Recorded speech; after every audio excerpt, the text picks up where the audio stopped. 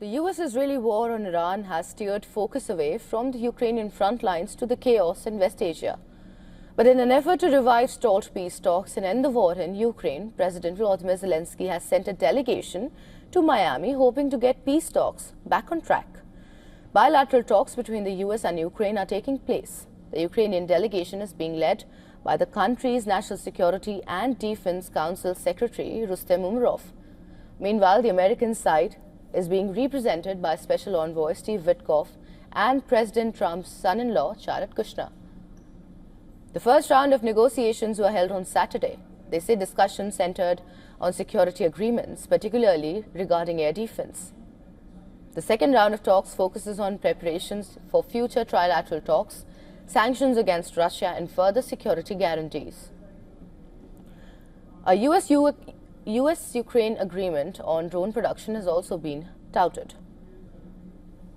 The teams will continue to communicate tomorrow. And the most important thing is to understand how much the Russian side is ready to go to the real end of the war and how much they are ready to do it honestly and with dignity. Especially now when geopolitical problems have only increased due to the Iranian situation. The talks were initially planned to include Russian negotiators and take place in Abu Dhabi. However, the trilateral meeting in the UAE was postponed after the US and Israel launched their war on Iran. Despite the US being at war, Zelensky has argued that the talks must go on. Meanwhile, the Kremlin also expressed concern about the situational pause in negotiations, saying it could risk evaporating progress. Zelensky's push for talks also comes after US revoked sanctions on Russian oil.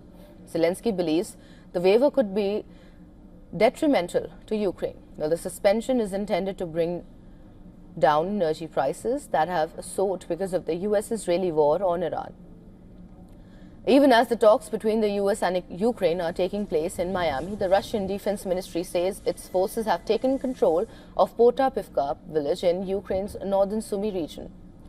The Russian army has been trying to establish a buffer zone in the Sumy region for months through small localized attacks. Meanwhile, an attack on Ukraine's Zaporizhzhia on Saturday killed a couple and wounded their 2 children. In Zaporizhzhia, repair works are also ongoing after a strike on an energy facility, and supply is expected to be restored. There were strikes in the Sumy region, the Dnipro region, Donetsk region, and our Kharkiv region. Wherever needed, units of the State Emergency Service of Ukraine, emergency and repair crews, and municipal services are operating. Everyone is working.